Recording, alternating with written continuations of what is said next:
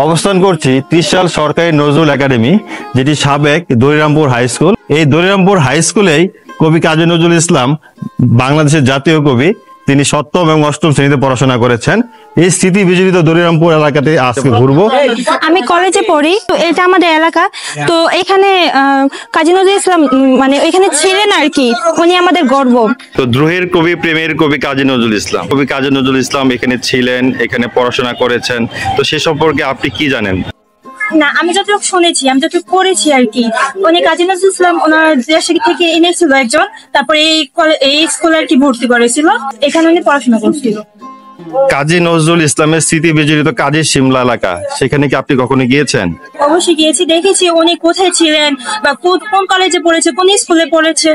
কলেজে অবশ্য পড়েনি, কিন্তু কোন স্কুলে পড়েছে সবগুলো আমি দেখেছি।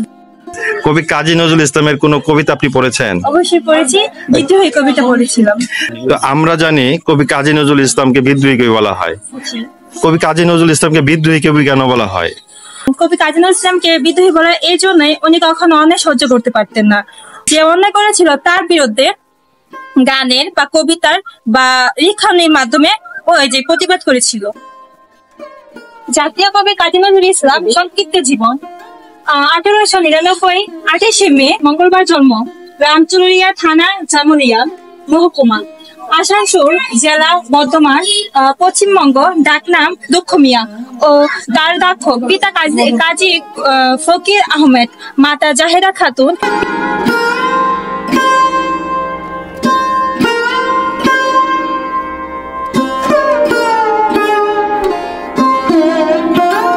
শাওন রাতে যদি স্মরণে আসে মোরে, বাহিরে ঝড় বহে, নয়নে বাড়ি ছড়ে। শাওন রাতে যদি স্মরণে আসে মোরে, বাহিরে ঝড় বহে, নয়নে বাড়ি ছড়ে।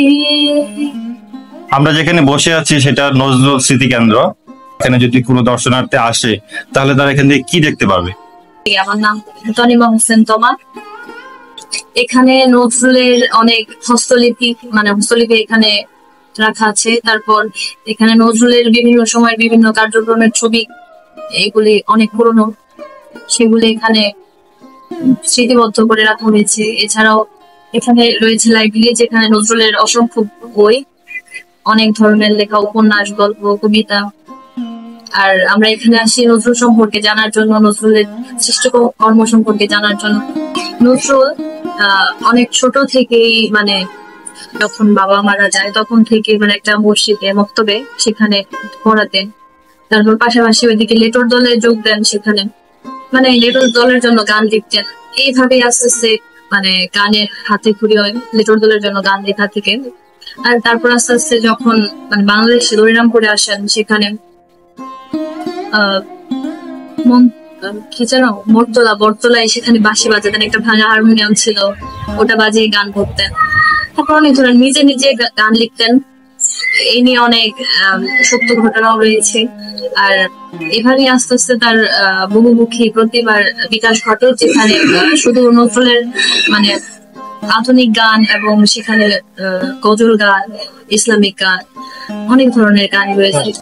আপনি কি মিউজিকে পড়াশোনা করেন? তাহলে আমরা কি নজরুলের একটি গান শুনতে পারি? হ্যাঁ, নিশ্চয়ই। একটি গানে আমি দুটি লাখ গেয়েছি না।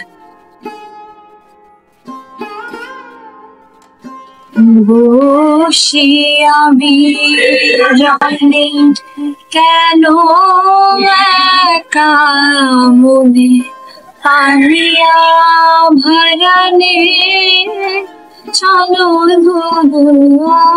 রে, বসিয়া বিজনে কেন একা মনে, আনিয়া ভরানে চলো রে। চলো জলে চলো কারে ধনু তলো নাচে ছলো ছলো জনলহরী বসিয়া বিজনে কেন কামে পানিয়া ভারনে চলো নরী। চমৎকার। বলো বীর বলো উন্নতম শির, শির নেহারি আমারি নত শির ওই শিখর হিমাদ্রির, এই কবিতাটি মনে আছে? হ্যাঁ, শুনেছি অনেকবার। কাজী নজরুল ইসলাম শোষণ, বঞ্চনা, লাঞ্ছনা এগুলো পছন্দ করতেন না। তার বিভিন্ন রকম কবিতায় সেগুলো হলো সাক্ষ্য রেখে গেছেন।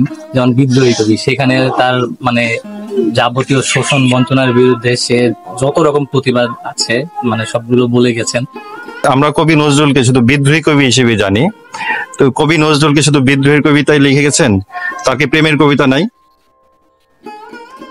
হ্যাঁ আছে।